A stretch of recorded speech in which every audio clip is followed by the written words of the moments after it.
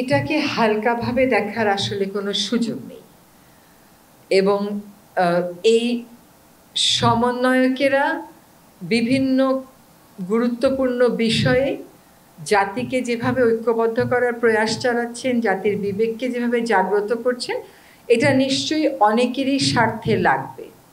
ফলে তাদের নিরাপত্তার বিষয়টা আজকে আমাদের ক্যাবিনেটে রেইজ করা হয়েছে, ফ্ল্যাগ করা হয়েছে এবং তাদের যে নিরাপত্তা প্রয়োজন এটাও আলোচিত হয়েছে, কিন্তু এটার ব্যাপারে বিস্তারিত কোনো সিদ্ধান্ত হয়নি। তবে এটাকে সরকার একেবারেই হালকাভাবে দেখছে না এবং এইটার ব্যাপারে তদন্ত যেটা করার কথা সেটা সরকারের যে দায়িত্বপ্রাপ্ত সংস্থাগুলো আছে তারা সেই তদন্ত কাজ করছেন। কোনো সংস্থা নিষিদ্ধ করার কোনো আলোচনা সরকারের মধ্যে হয়নি। দাবি অনেকই উঠতে পারে, দাবির সপক্ষে মানুষ অনেক কর্মসূচিও দিতে পারে।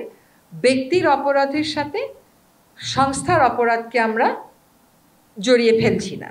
এখন একটা সুনির্দিষ্ট অভিযোগের ভিত্তিতে একজনকে গ্রেফতার করা হয়েছে, তার ব্যাপারে একটা আইনি প্রক্রিয়া চলছে, তিনি অভিযুক্ত হতেও পারেন, অভিযুক্ত নাও হতে পারেন, সেটা আদালত দেখবে। আর আজকেও দেখলাম পত্রিকাতে যে ইসকনের পক্ষ থেকে একটা সম্মেলন করে বলা হয়েছে যে তাদের সাথে যাকে গ্রেফতার করা হয়েছে তার কোনো সম্পর্ক নেই। আর এটা হচ্ছে আপনার প্রথম প্রশ্নের উত্তর। দ্বিতীয় প্রশ্নের উত্তর হচ্ছে যে সংস্কার 6টা কমিশনকে সময় দেওয়া হয়েছে ডিসেম্বরের মধ্যে, এবং তাদের মধ্যে প্রায় মানে কেউ কেউ বলেছেন ডিসেম্বরের মধ্যেই দিবেন, কেউ কেউ বলেছেন 1-2 সপ্তাহ সময় বেশিও লাগতে পারে। নগদের সর্বোচ্চ বার 167 টাকা রিচার্জে পাবেন 1 লাখ টাকা পুরস্কার, আরো আছে প্রতি সপ্তাহে পুরস্কার ও ক্যাশব্যাক। তো এই সংস্কারগুলোর সাথে নির্বাচনের একটা সম্পর্ক তো আছে।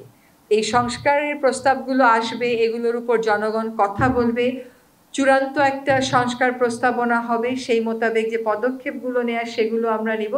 আমরা বারবার বলছি যত দ্রুত সম্ভব সংস্কার শেষ করে আমরা নির্বাচনের দিকে যাব।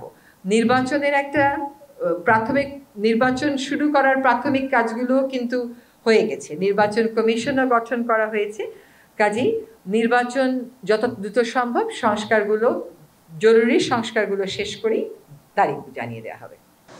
মির্জা ফখরুল ইসলাম সাহেবের বক্তব্যটা আমি পড়েছি। ওইখানে তো সরকার এমন কিছু করছে যেটা ফ্যাসিবাদের দিকে যাবে এই কথাটা বলা হয়নি। বলা হচ্ছে যে 3 মাসের মধ্যে এমন কিছু বক্তব্য দেয়া হচ্ছে বিভিন্ন জায়গা থেকে, যেমন পত্রিকা ঘেরাও করা। এই বক্তব্যগুলো আসলে উস্কানিমূলক এবং সেইগুলো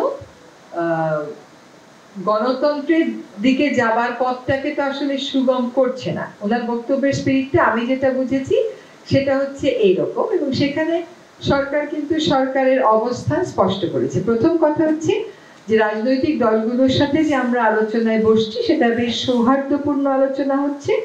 তারা যে সুপারিশগুলো দিচ্ছেন, আমরা যে কথাগুলো বলছি, এটা পারস্পরিক যদি আস্থার সৃষ্টি না করতো তাহলে অন্যরকম ছিল, কিন্তু বারবার সভায় যেহেতু বসা হচ্ছে বোঝাই যাচ্ছে যে একটা আস্থার সৃষ্টি করেছে।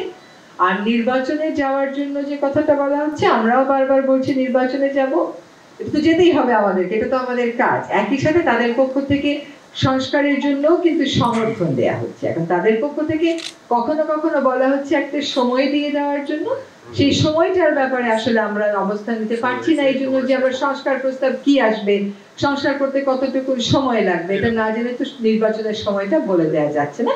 তো বারবারই বলা হচ্ছে যত দ্রুত সম্ভব দিয়ে দেওয়া হবে।